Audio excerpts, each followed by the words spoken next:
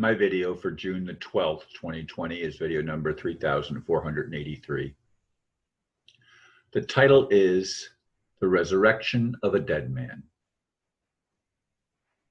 A quick glance at the title and one might think I am talking about the Bible story of Jesus of Nazareth. That's not what this is about.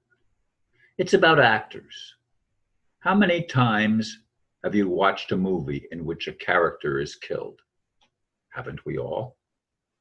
It's been commonplace in our culture for decades. Of course, movies are a form of mind control, and it works. At least these stories cause emotional responses. The masters of deception know this and use it to their advantage against all of us. We've all been deceived. Is this life real?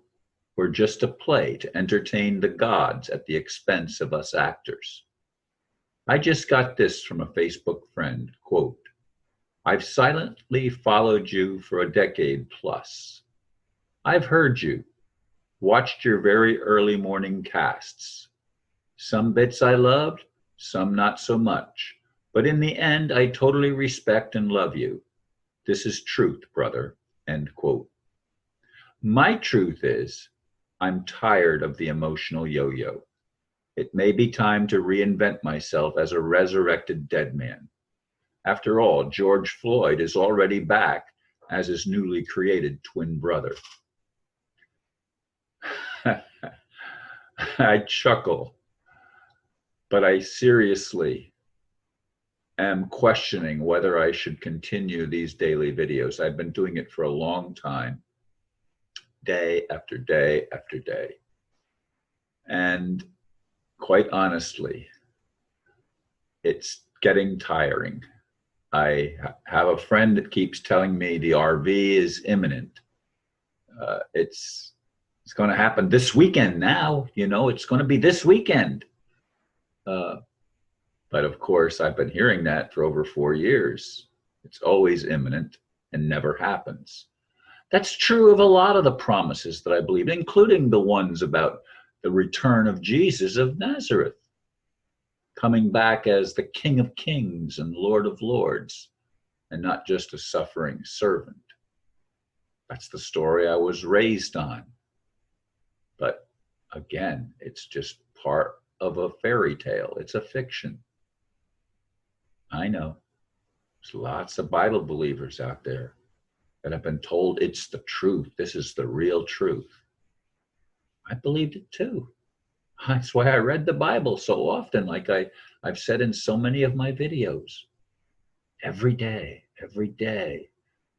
And I'd read it through every year. Twice. I read it through twice in a single year. Twice I did that. I grew up with the Bible.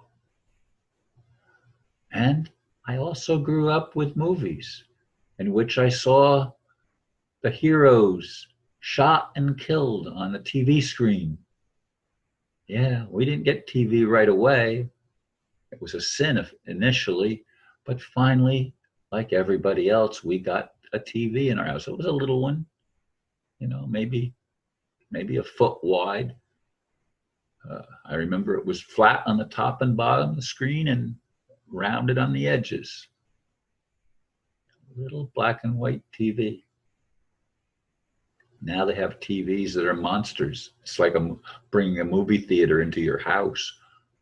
I don't have one of those, but I do have a larger screen TV. What is it? I don't know, 27 inches maybe. I'm not sure. In any case, folks, the point that I'm trying to make, besides the fact that I'm frustrated, is that almost everything that we're being shown on the TV screens, in the news media and everything, is lies. George Floyd was a crisis actor. And that's why he can come back as his newly created twin brother. Of course, it's no longer George, right? He'll go by a different name. But I've watched videos of some of these major events that happened. And the same people that were used to create an emotional response from the public, from John Q. Public or Jane Q. Public, those very things were used to manipulate us, because everything is a deception. Jeffrey Daugherty, was a Christian whistleblower. That's what he's known as. I've watched many of his videos, and a lot of it makes sense now. I would have totally rejected it at an earlier time in my life because I was a true believer. And we have lots of true believers out there. True believers in what?